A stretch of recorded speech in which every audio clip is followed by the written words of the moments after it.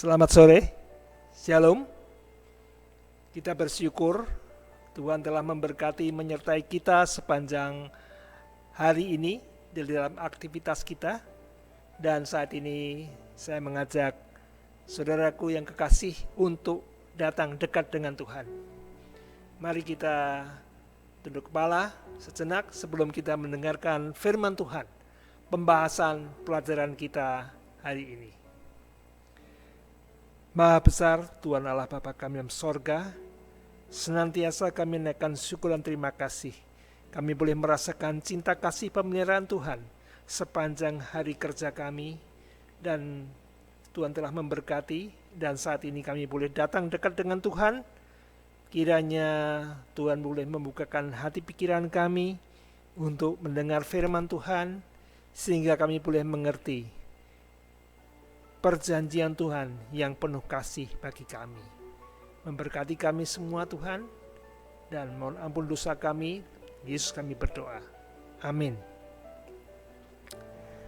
Perjanjian baru, itulah judul daripada pelajaran kita minggu ini.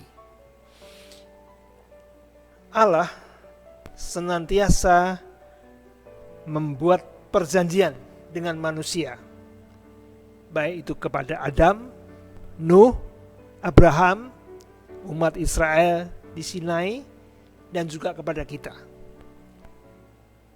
Allah membuat perjanjian yang isinya sebenarnya dasarnya sama, yaitu Allah ingin melindungi, ingin memberkati, ingin menyertai, ingin mengampuni, dan memberikan jaminan kehidupan yang kekal bagi umatnya.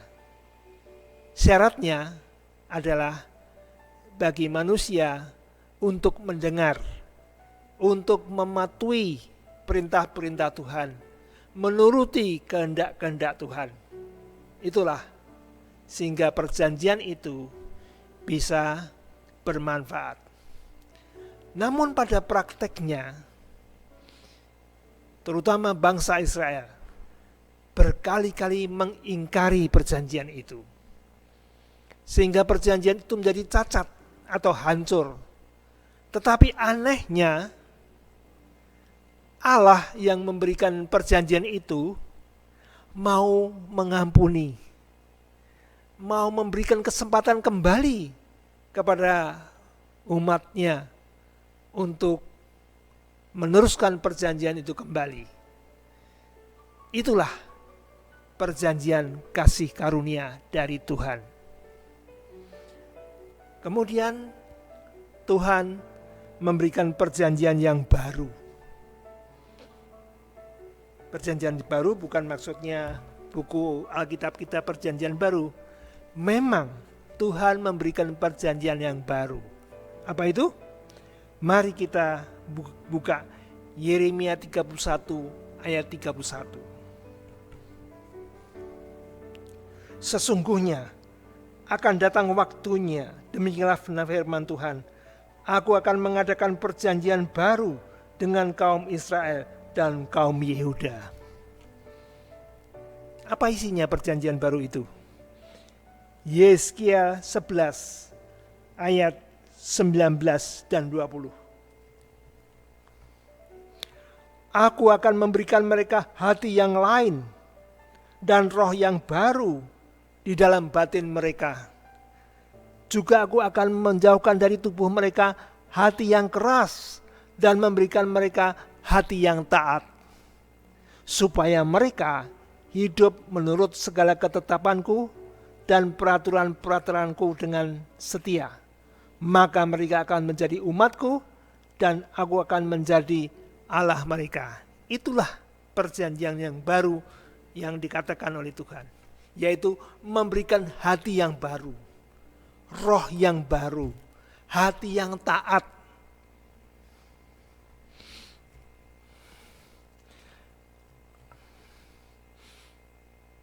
Kalau dulu orang Israel beribadah berdasarkan formalitas,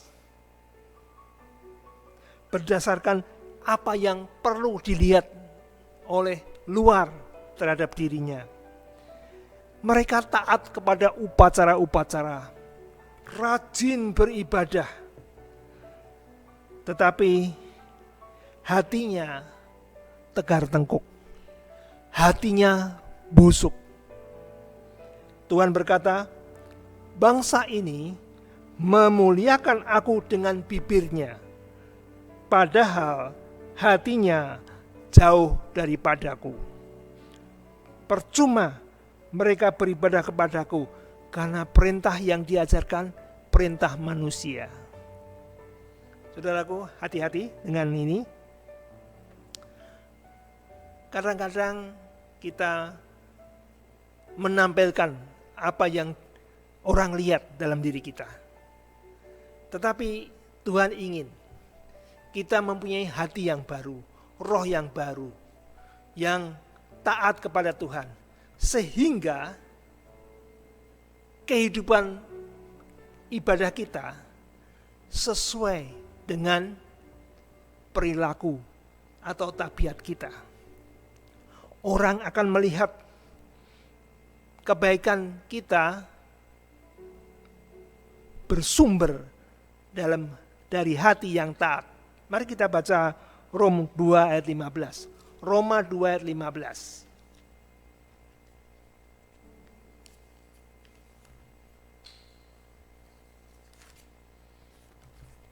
Sebab dengan itu mereka menunjukkan bahwa isi hukum Taurat ada tertulis di dalam hati mereka, dan suara hati mereka turut bersaksi, dan pikiran mereka saling menuduh atau saling membela. Jadi beribadah yang benar dilihat orang adalah apa? Orang melihat tabiat kita sesuai dengan apa yang kita yakini. Jadi bukan karena rajin ke gereja, pinter mengajar atau berkhotbah, ataupun juga persembahan perpuluhan kita berarti besar bagi gereja, bukan. Tetapi bagaimana hati kita yang mau menurut, itulah yang dipandang oleh Tuhan. Kalau dulu orang Israel beribadah mohon pengampunan dosa, dia membawa korban binatang, domba, lembu, sapi, ataupun juga burung merpati. Itu dulu. Tetapi Tuhan memang ajarkan itu adalah simbol, lambang daripada apa? Korban persembahan yang mencurahkan darah untuk penebusan dosa kita, itu menunjuk kepada Yesus Kristus. Itulah sebabnya setelah Yesus disalib dan berkata sudah genap, lalu Yesus menghembuskan nafas yang terakhir, maka pada saat itu tirai di bait suci yang memisahkan bilik yang suci dan maha suci robek, terbelah menjadi dua. Itu maksudnya, artinya perayaan korban, persembahan korban tidak diperlukan lagi.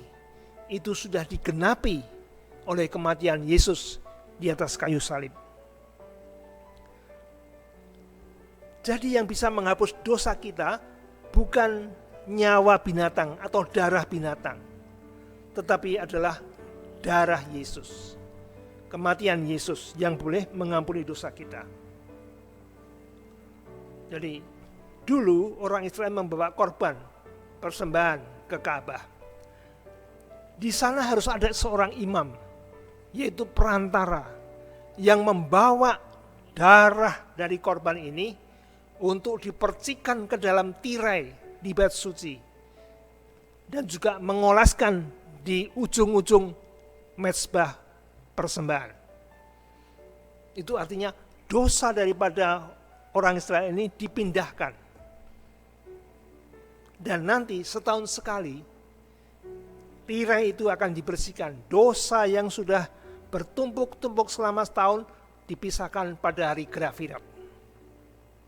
Nah, lalu apa yang Alkitab tulis mengenai bait suci ini?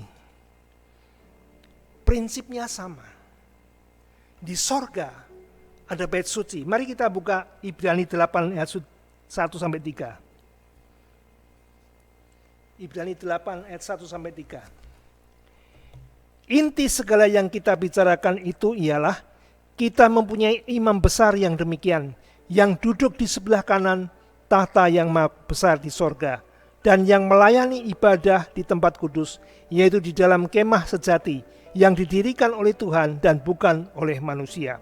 Sebab setiap imam besar ditetapkan untuk mempersembahkan korban dan persembahan, dan karena itu Yesus perlu mempunyai sesuatu untuk dipersembahkan. Imam besar sekarang ini adalah Yesus Kristus.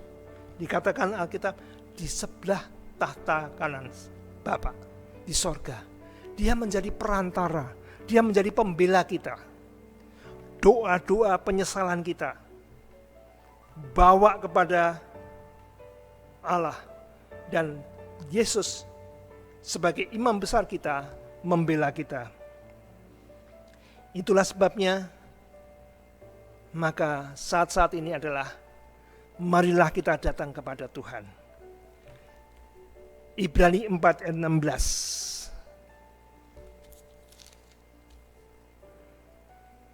Sebab itu marilah kita dengan penuh keberanian menghampiri tahta kasih karunia, supaya kita menerima rahmat dan menemukan kasih karunia untuk mendapat pertolongan kita pada waktunya.